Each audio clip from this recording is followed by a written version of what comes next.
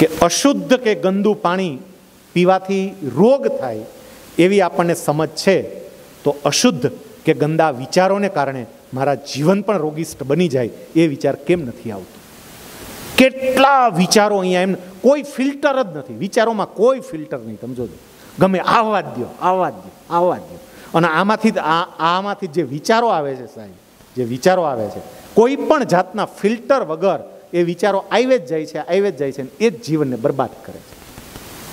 આપણને ખબર છે કે જો તમારું ફ્યુઅલ એ ભેળસેળ વાળું હશે ને, શુદ્ધ નહીં હોય ને, તો સાહેબ ગાડી બરોબર ચાલશે નહીં, ઝટકા બહુ મારશે. અને બીજું યાદ રાખજો કે જેટલું ઊંચું જવું હોય ને, જેટલું ઊંચું ફ્યુઅલ એટલું શુદ્ધ જોઈએ. મારા બાઇકનું ફ્યુઅલ અને વિમાનનું ફ્યુઅલ બે વચ્ચે બહુ ફેર પડે. બાઇકના ફ્યુઅલમાં હજી કદાચ થોડીક અશુદ્ધિ હોય ને તો વાંધો ન આવે, કારણ કે એમાં તમે બે ચાર કીક મારો ને, કોક એકાદો હોય તો કોકની મદદ લઈને ધક્કો મરાવો ને, ગમે એમ કરીને પૂરું થઈ જાય. પણ વિમાનનું ફ્યુઅલ અશુદ્ધ હોય તો ત્યાં કાંઈ ઉપર વહી ગયા પછી ત્યાં કોકને કહેવાય હાલો જરાક બહાર નીકળો, ધક્કો મારવા આવે. આમાં ભાઈ અટકી ગયું છે, સેજ ધક્કો મારવો પડશે. જેટલે ઊંચે જવું હોય મારા વિચારો એટલા શુદ્ધ અને હકારાત્મક જોઈએ, જેટલે ઊંચે જવું હોય. તુલસીદાસજીએ હનુમાન ચાલીસામાં એક બહુ સરસ વાત કરી છે. ઘણા બધા મિત્રો હનુમાન ચાલીસાનો રેગ્યુલર પાઠ પણ કરતા હશે. હનુમાનજીના ગુણોનું વર્ણન કરતા તુલસીદાસજી એક ચોપાઈમાં એવું કહે છે, કુમતિ નિવાર સુમતિ કે સંગી. આ વિચારવા જેવું છે, એમણે એમને નથી મૂકી દીધું બધું. કુ એટલે ખરાબ અને મતિ એટલે વિચાર. કુમતિ કે નિવાર, સુમતિ કે સંગી. સુ એટલે સારા અને મતિ એટલે વિચાર. સારા વિચારના સંગી છે સાહેબ. આના ઉપર આપણે વિચારીએ તો ખબર પડે કે જેના વિચાર સારા હોય, જેના વિચાર શુદ્ધ હોય, પરમ શક્તિ એની સાથે રહે છે.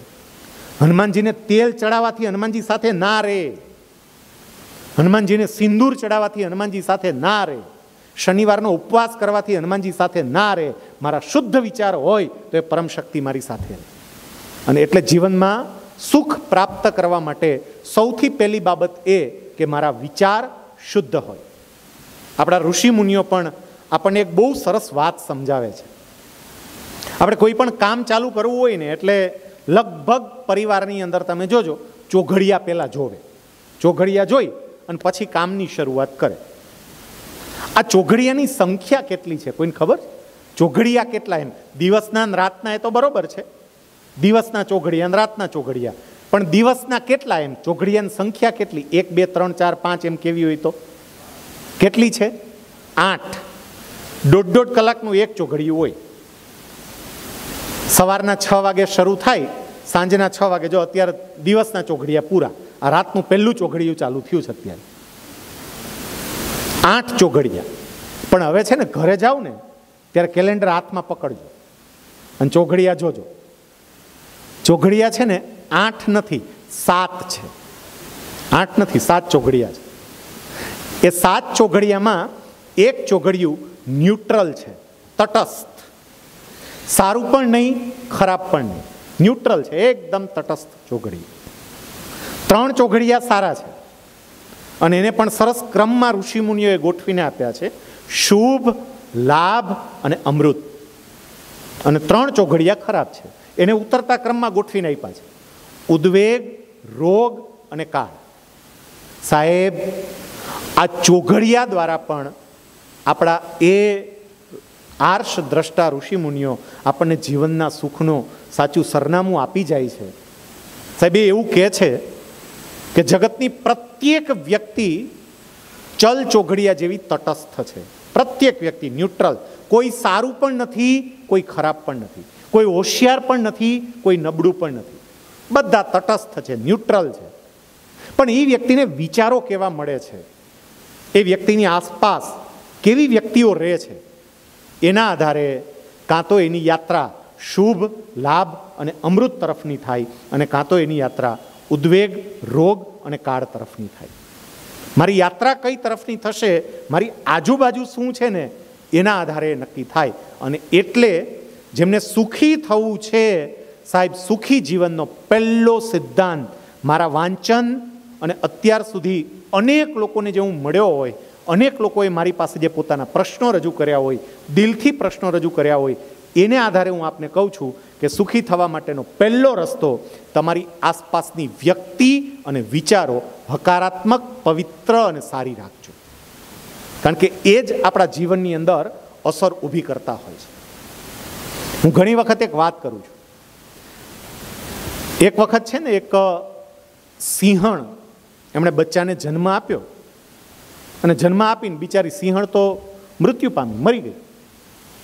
4-5 ઘેટાઓ ત્યાંથી નીકળ્યા ને એને જોયું કે આ બચ્ચું તો મા વગરનું થઈ ગયું, બિચારું હવે કેમ મોટું થશે, હાલો ને આપણે એને સાચવીએ, આપણે એને મોટું કરીએ. એટલે બધા ઘેટા સિંહના બચ્ચાને પોતાની સાથે લઈ ગયા. બચ્ચું હતું સિંહનું પણ રહ્યું ઘેટા ભેગું, મોટું થયું. દેખાવમાં બિલકુલ સિંહ પણ સ્વભાવમાં ઘેટું. ઘેટાની જેમ બોલે, ઘેટાની જેમ ચાલે, ઘેટાની જેમ ડરે. એક વખત જંગલનો કોઈ સિંહ આ બધા ઘેટાઓ જ્યાં રહેતા હતા એ તરફ આવ્યો અને જંગલના સિંહે જોયું કે આ બધા ઘેટાઓની સાથે સિંહ કેમ આટા મારે છે. ઘેટાઓ સાથે સિંહ શોભે જ નહીં.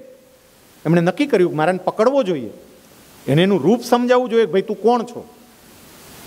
એ પાછળ દોડ્યો અને જેવો જંગલના સિંહને દોડતા જોયો ને એટલે બધા ઘેટા ભાગ્યા. અને ઘેટા ભાગ્યા એટલે ઘેટાની સાથે ઉછરીને મોટો થયેલો સિંહ પણ ભાગ્યો. જંગલનો સિંહ તો બરોબરનો પાછળ પડ્યો ને પાછળ પડી અને એને પકડ્યો. અને એને પકડ્યો ને પેલામાં જે ધ્રુજારી ચાલુ થઈ છે, વગર ડાકલાએ શરીરમાં માતાજી આવી ગયા.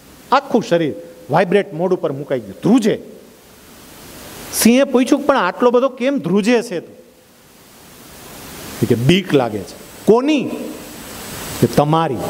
કેમ? કે તમે સિંહ છો. સિંહ કે તો તું કોણ છે? હું ઘેટું છું. સિંહ કે ભલા માણસ તું સિંહ જ છો, હું ઘેટું છું. બહુ સમજાવવાનો પ્રયત્ન કરે, કોઈ રીતે માને જ નહીં. પછી સિંહ એની બોચી પકડી એક તળાવના કાંઠે લઈ ગયો ને એકદમ શાંત પાણી, પ્રતિબિંબ બતાવીને કહ્યું જો મારા જેવો દેખાય છે, જરા નજર નાખ. જો આમ જોઈ ગયો, હા તમારે જેવો જ છો. કેશવાડી છે? કે કેશવાડી છે. લાગે જ સિંહ હોય એવું? કે થોડું થોડું લાગે છે. અવાજ કર, ધીમે ધીમે બોલમાં, આ ઘેટા જેવું બોલમાં, સેજ અવાજ કર, ત્રાડ પાડ. અવાજ કર્યો અને સિંહત્વ જાગૃત થયું. ખબર પડી કે હું તો સિંહ છું, આ ખોટો ઘેટા ભેગો રહ્યો ને એમાં ઘેટા જેવો થઈ ગયો. એમ સમજી રાખજો, આપણે બધા જન્મજાત સિંહ અને સિંહણ જ હોય, પણ આપણી આજુબાજુ કેટલાક એવા નકારાત્મક ઘેટા અને ઘેટીઓ આવી ગયા હોય ને એટલે આપણે એના જેવા થઈ જઈએ. અમુક હોય જ આવા, તમે જોજો. આઈની જ હજી તા વાત પૂરી થઈને બહાર નીકળે ને તા અમુક તો ચાલે, ઓલે ભાઈ વાત કરવા આવ્યા, એનું કામ જ ઈ જ હોય કે ઈ જ હોય. મોટિવેશન એટલે મોટી મોટી વાતો ઈ જ હોય, બીજું શું હોય કે આ તો આપણને બોલાવ્યા હતા આપણે જવાનું હોય, બાકી એમાં ભાઈ કાંઈ હોય નહીં. સમજી લેવું ઘેટું ઘેટું. અને આવા ઘેટા જો તમારી આજુબાજુ રહ્યા તો સમજી રાખજો સુખની અનુભૂતિ નહીં થાય, પ્રગત્યય નહીં થાય. સાહેબ સ્વામિનારાયણ ભગવાન વચનામૃતની અંદર તમામ લોકોને, ખાલી એના આશ્રિતોને નહીં, તમામ લોકોને એમણે એક આદેશ આપ્યો છે. એમણે એવું કહ્યું કે દરેક વ્યક્તિએ પોતાના જીવને 2 સારા સાધુ અને 2 સારા સત્સંગી સાથે જોડી રાખવો. અમુક બાબતો વિચારવા જેવી હોય. એને એમણે એવું કેમ ના કીધું કે સાધુ સાથે જીવને જોડી રાખવો? એને ખબર હતી ભગવા પહેરી બધા કાંઈ બરોબર ન હોય. 2 સારા સાધુ, બહુ ક્લિયર કીધું. અને 2 સારા સત્સંગી, જેના વિચારો શુદ્ધ હોય, જેના વિચારો પવિત્ર હોય, જેના વિચારો હકારાત્મક હોય, એવી વ્યક્તિની નજીક રહેવું. અને એવી વ્યક્તિની નજીક રહીએ ને તો જીવનમાં સુખની અનુભૂતિ થાય. કારણ કે સાહેબ વિચારોના કારણે આપણું જીવન બદલાતું હોય છે.